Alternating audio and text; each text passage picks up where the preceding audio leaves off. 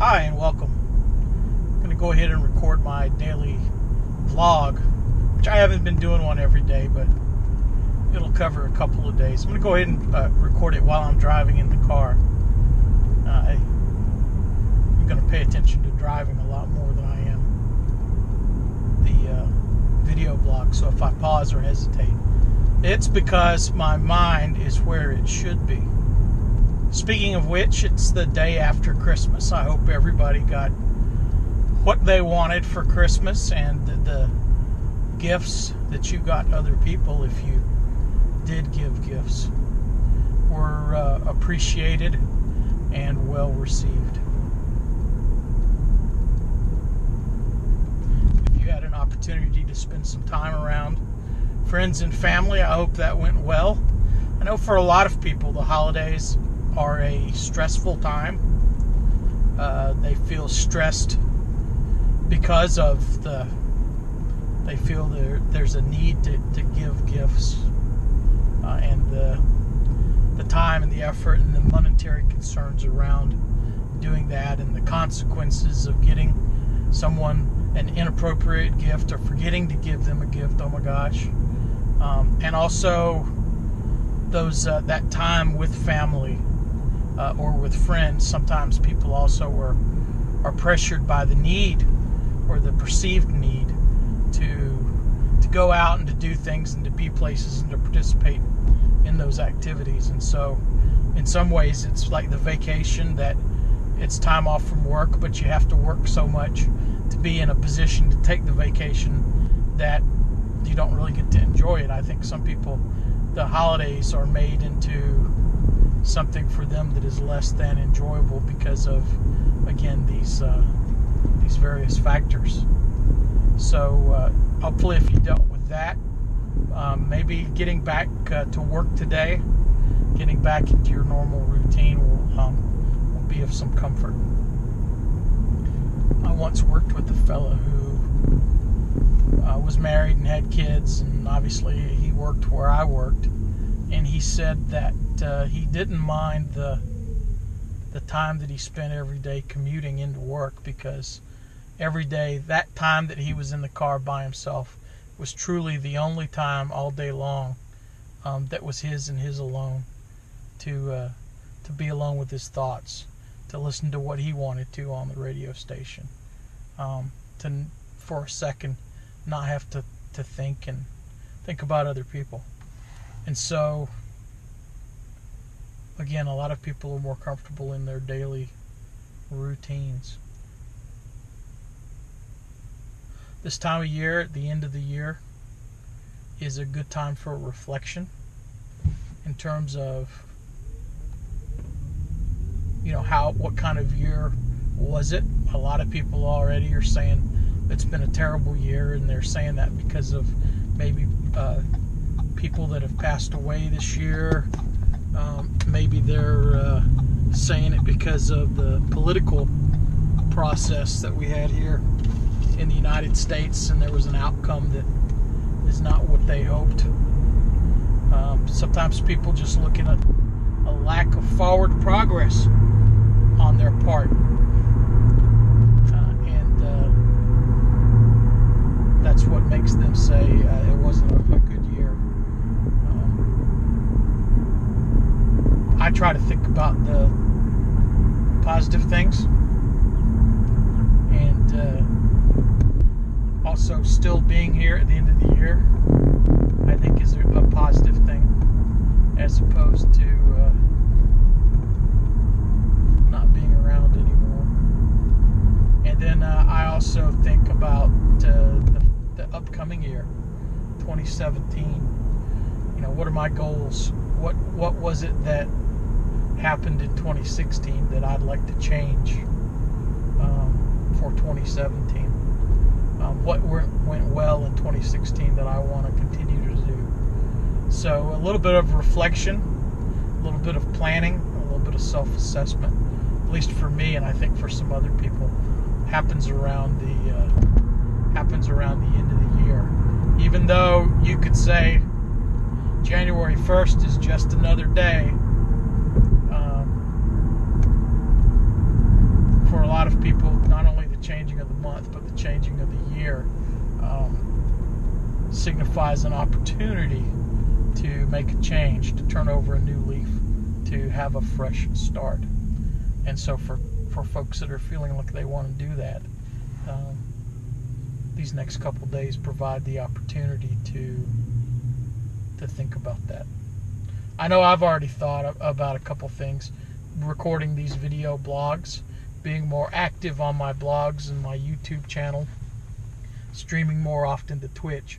Those are all things that I want to do. I have the time.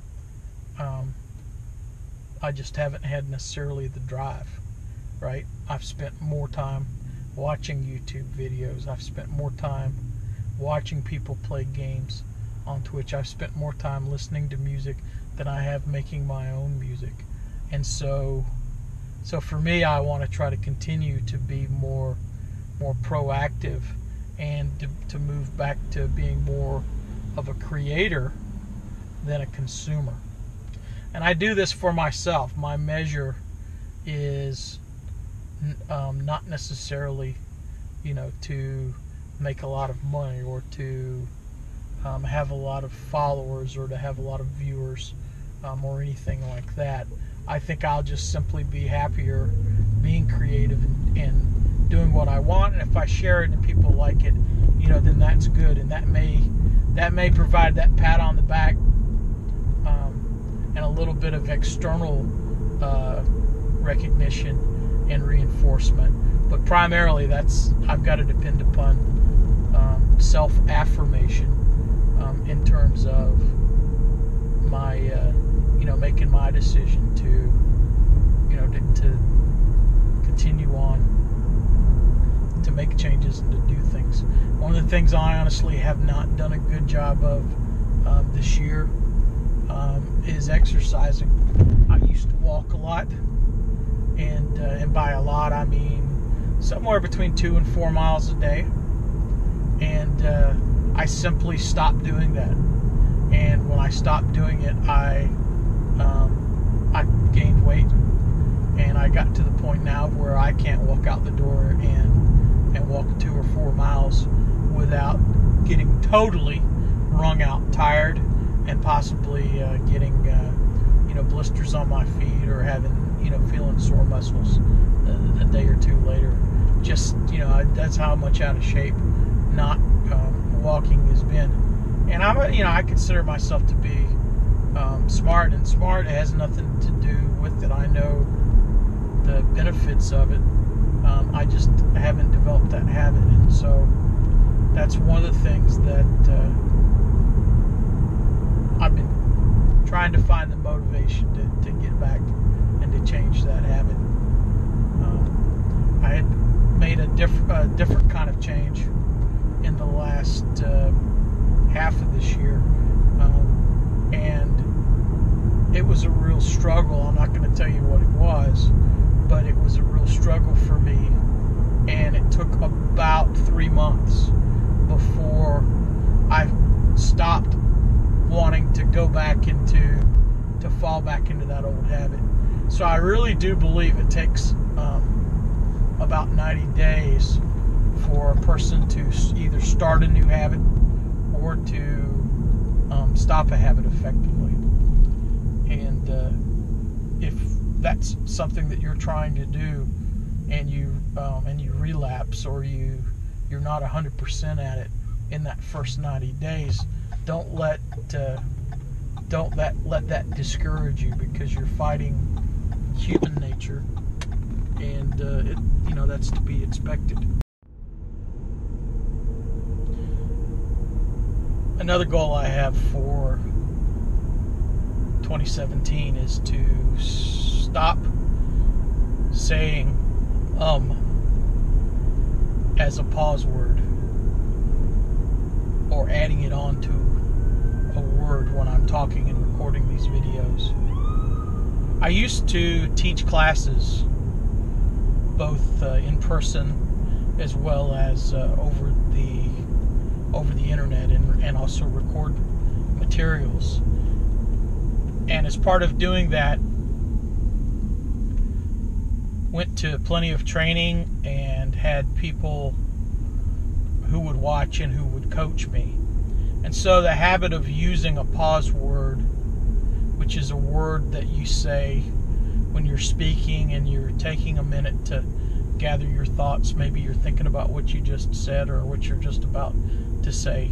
For a lot of people, they use pause words like or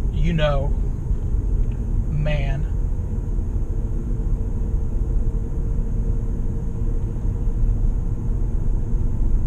And I noticed when I was recording vlogs previously that had snuck back into my habits. Although it wasn't as much of a freestanding like some people will do, it's really obvious. It was more of a sound that I would make tacked on to the end of maybe the last word that I said. So it's okay to pause when you speak. Not everyone is a polished public speaker or has had speech training or the benefit of being around people who will observe and will critique and coach you to eliminate those habits. But I think when you watch professional people, like people in media, without maybe thinking about it, one of the things that makes them professional is how they're dressed, how they speak, how they look. They've all got great teeth. They all wear nice clothes. They're all pretty. And they don't have annoying habits when they speak. They speak clearly. You're able to understand them, and they're not saying all of the time. So that's another one of my goals for 2017 is to push back out the bad habit of saying as a pause word.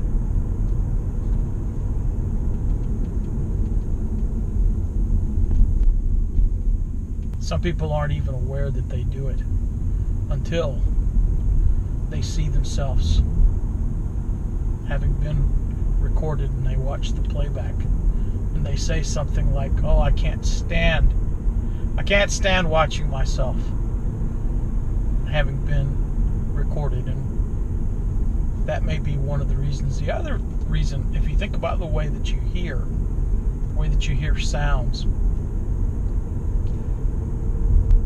most sounds are happening outside of our body, and so they come in through our ears, right? They're sound waves in the air, and they get collected by our ear, and it goes down the ear canal, and it transfers the vibrations to the eardrum, and then on the other side of the eardrum there's those little bones, and ultimately the inner part of your ear, the cochlea or something like that. I'm not a doctor, and I don't play one on TV or YouTube. But when you speak, you hear vibrations that not only have come out of your mouth and have returned back to your ear via air, but you're hearing vibrations that are moving via the bones in your head. So they get to your inner ear using a path through the solid and semi-solid materials that make up your head. And that's one of the reasons why when you hear your recorded voice, it doesn't sound the same as what you hear when you're speaking your voice. My voice sounds deeper, and it sounds a lot better, in my opinion. that's the voice I've always heard myself speak with than when I hear myself recorded. So similar to other type of speech training, there are techniques that professional people use in terms of how they speak, how they project their voice, how they can avoid sounding nasally. And then actors will also consciously vary the pitch and the tone and the volume to suit the material and the method that they wish to communicate. You go, wow, that's a lot to think about while you're trying to talk or act at the same time. You're right. That's why it's a job. Some people just inherently see how I did the just then, what I'm trying to stop doing. Some people are see, I did it again. It's a habit. You got to call yourself on it and break yourself of it. Some people inherently are better speakers and naturally, without conscious thought, lack bad habits and do things that make them sound better. For other people, it's learned and acquired skills. It's not a bad quality. It's not a bad personality trait to be patient, to have patience, and to know when to use patience. And that's something, as I've gotten older, has become easier for me. I currently have things that annoy me, and at times annoy me greatly. And I always try to stop and try to think and to say, okay, in the scheme of things, how big of a deal is this? And if at first glance I'm taking this personally, is it really not a personal type of thing? Is this happening to other people indiscriminately? Or is this something that is happening because maybe the person doesn't understand me, or maybe if it's like a customer service type of thing, maybe they just lack the skills, or they're bad at the job. And in that case, to say, you know what, this might be an opportunity for me to treat that person in a way in which they learn something, or at minimum, at least, treat them in the way that I would want to be, treated with respect. Even if I was messing up and I knew I was messing up, or I didn't know I was messing up, I still would want people to be polite to me. And so that's the wisdom that I would share before I end this vlog is look for opportunities to be patient, to analyze conflict and see whether the conflict is coming out of a personal disagreement, or if it's coming from somewhere else. And if it is, try then, if you feel like it was personal, try to move beyond that. And then if you can educate somebody and leave them a better, or at least a more knowledgeable person on the other side of your frustration, then that's a win-win situation. Until then, this is Ed Wired saying a belated Merry Christmas, Happy Hanukkah, Happy Kwanzaa, or whatever it was you celebrate, or if you don't celebrate, then happy all that stuff's over with. And